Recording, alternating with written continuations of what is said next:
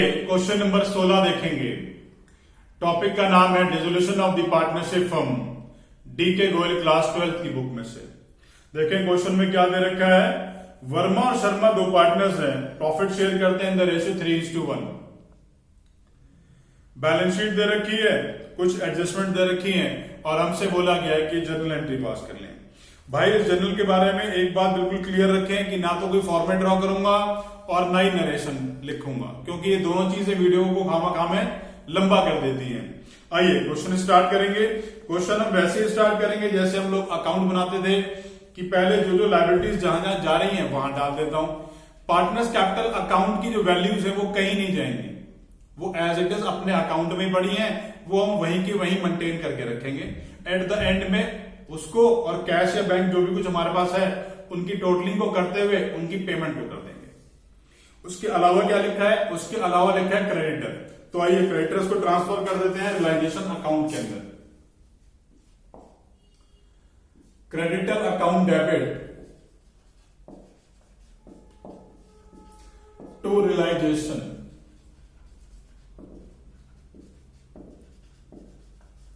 Creditors का amount है 70,000 का, तो ये लिख दिया मैंने 70,000। आइए इसी तरीके से सारे एसेट्स को भी ट्रांसफर कर लेते हैं रियलाइजेशन अकाउंट के अंदर।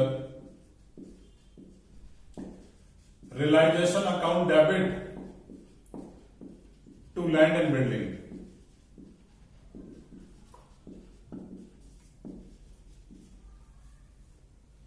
To machinery.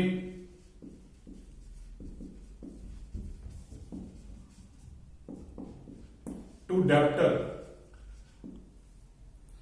Land and building की वैल्यू है 70,000, मशीनरी की वैल्यू है 60,000 और डेप्टर की वैल्यू है 80,000।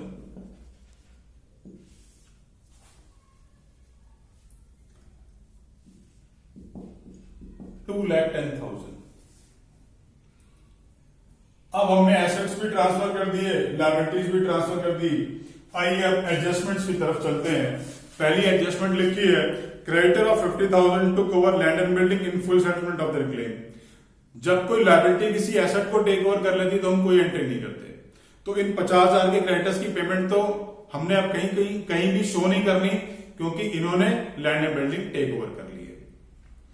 Remaining creditors were paid in cash. Total creditor कितने हैं 70,000, इसमें से कितने एडजस्ट हो गए 50,000, बाकी क्या रह गया 20,000। उनके पैसे दे देते हैं। जब हम किसी क्रेडिटर के पैसे देते हैं तो क्रेडिटर वो लायबिलिटी है जिसको हमने अभी थोड़ी देर पहले बुक्स में जीरो कर लिया था। जब हमने उसे बुक्स में जीरो करा तो अब उसकी वैल्यू जीरो है। अब उसके लिए हमें कितने पैसे देने पड़ रहे हैं 20,000 रुपए। तो हम एंट्री करेंगे realization account debit to bank account. यहां रियलाइजेशन को इसलिए डेबिट करा 20,000 रुपए से क्योंकि रियलाइजेशन एक नॉमिनल नेचर का अकाउंट है। जिस लायबिलिटी की वैल्यू मेरी बुक्स में जीरो है, आज मुझे उसके लिए 20,000 रुपए देने हैं तो मेरे लिए घाटा हो गया, इसलिए मैंने इसको डेबिट कर दिया और पेमेंट निकली है इसलिए मैंने बैंक को क्रेडिट करा है। नेक्स्ट देखेंगे थर्ड एंट्री। डेटर वो machinery was sold at depreciation of 30%। Machinery बेची है तो मैंने लिखा bank account debit to realization. और मशीनरी कितने की है, मशीनरी है 60,000 की, 30% लेस करोगे तो 18,000 लेस हो गया। तो 60,000 माइनस 18,000 इक्वल्स टू 42,000। ये तो हो गया मेरा मशीनरी की वैल्यू। अगली लाइन में लिखा है debtor were collected at A cost of 500। Debtor की वैल्यू है 80,000, उसमें से 500 लेस करा तो वैल्यू रहेगी 79,500। इन दोनों अमाउंट्स को प्लस करके एक साथ लिख दूंगा।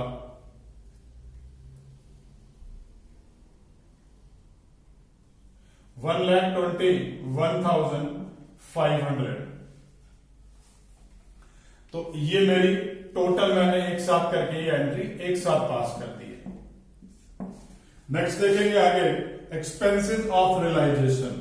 रियलाइजेशन का एक्सपेंस कितना है, रियलाइजेशन का एक्सपेंस है 1700, उसकी पेमेंट कर देते हैं रियलाइजेशन अकाउंट डेबिट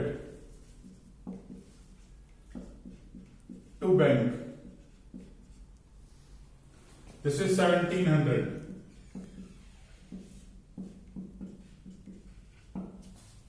यहां तक का काम हम लोगों ने कर लिया है। आइए अब इसका प्रॉफिट एंड लॉस कैलकुलेट कर लेते हैं।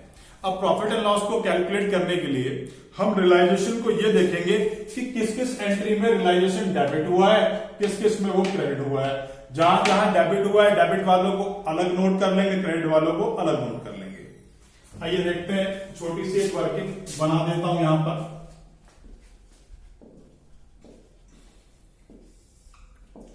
ये डेबिट के बैलेंस इसके नीचे नोट कर लूंगा, क्रेडिट के बैलेंस इसके नीचे नोट कर लूंगा। आइए देखते हैं पहले एंट्री में क्या पोजीशन है भाई।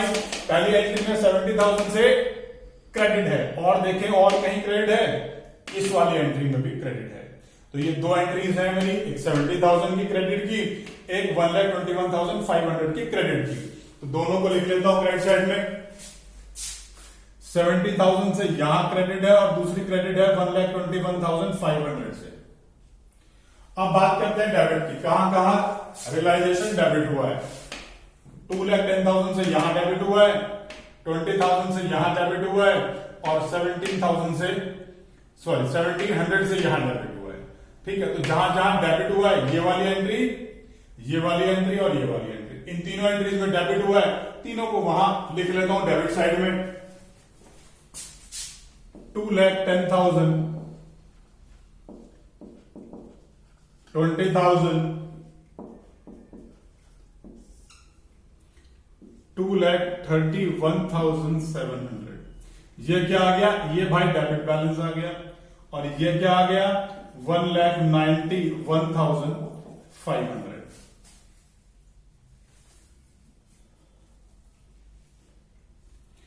तो डेबिट साइड का टोटल ज्यादा है, क्रेडिट साइड का टोटल कम आ रहा है। इन दोनों का डिफरेंस निकाल लेते हैं। वो डिफरेंस आ गया मेरा 40,200। ये 40,000 क्या है, ये डेबिट बैलेंस हुआ, क्योंकि डेबिट ज्यादा आ रहा था। और जब डेबिट ज्यादा आता है तो वो क्या कहलाता है, वो कहलाता है रियलाइजेशन का लॉस। क्या कहलाता है, रियलाइजेशन का लॉस। अब इस लॉस को पार्टनर्स की रेशियो में बांट देंगे। रेशियो है 3:1। तो जब 3:1 में मैं इसको बांटूंगा तो मैं लिखूंगा 30,150 एंड दिस इज 10,050। तो ये लॉसेस को बांट दिया। अब लॉसेस को पार्टनर्स कैसे लेके जाते हैं भाई। लॉसेस को पार्टनर क्या समझते हैं, लॉसेस को पार्टनर समझते हैं लिम्बोर्गनी, और उसके ऊपर चढ़ के बैठ जाएंगे। तो सेम उसी फंडे से मैं इस लॉस को डिस्ट्रीब्यूट कर देता हूं। वर्मास कैपिटल अकाउंट डेबिट,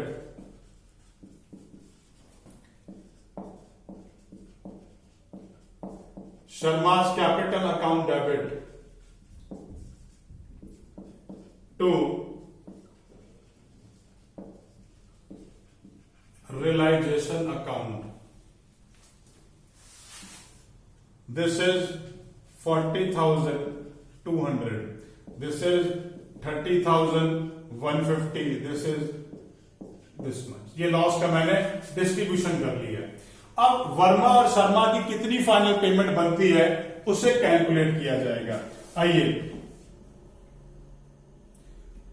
ये वर्मा का हिसाब किताब यहां लिखेंगे और शर्मा जी का हिसाब किताब यहां लिखेंगे। वर्मा की कैपिटल कितनी दे रखी है, वर्मा की कैपिटल है 1,20,000 और शर्मा की कैपिटल कितनी है 80,000।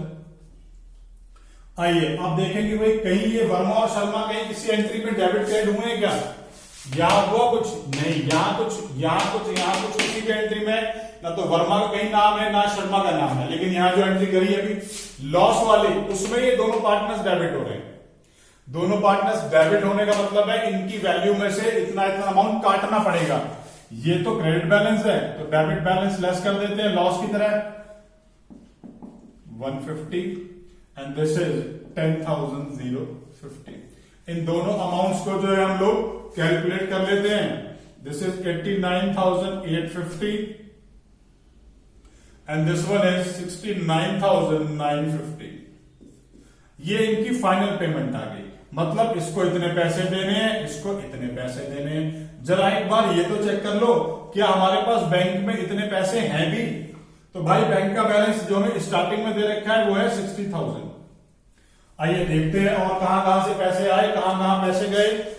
ये पैसे इसमें इस एंट्री में बैंक क्रेडिट हो रहा है। बैंक क्रेडिट होने का मतलब 20,000 रुपए से बैंक कम हो गया है, क्योंकि बैंक क्या है, बैंक एक एसेट है, डेबिट करने से बढ़ेगा और क्रेडिट करने से कम हो जाएगा। तो यहां बैंक को मैंने क्रेडिट करा है, तो मैं 20,000 रुपए से वैल्यू को कम कर देता हूं। ये नीचे 20,000 रुपए मैंने यहां लेस कर दिए।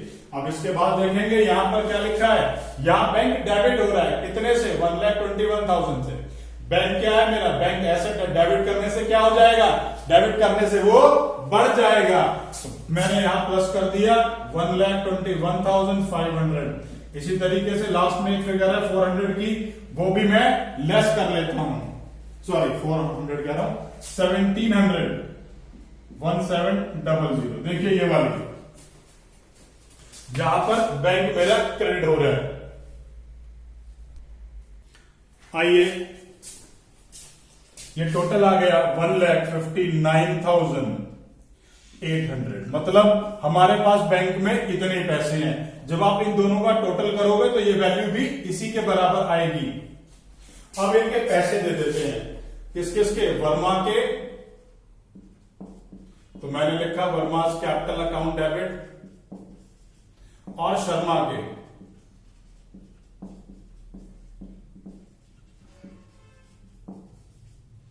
To bank. वर्मा की अमाउंट कितनी है, 89,850। This is 69,950 and this total is 1,59,800। Finally question इसी तरीके से करके दिखाना है। क्वेश्चन में कोई भी डाउट आता है तो भाई नीचे कमेंट बॉक्स में कमेंट कर लीजिए। इस टॉपिक के ऊपर वीडियो लेक्चर नहीं देखा है तो क्वेश्चंस को समझने में थोड़ी मुश्किल होगी, इसलिए मेरा सजेशन है कि पहले वीडियो लेक्चर जरूर देख लीजिए, और अगर वीडियो अच्छी लगे तो लाइक बटन जरूर प्रेस कीजिएगा।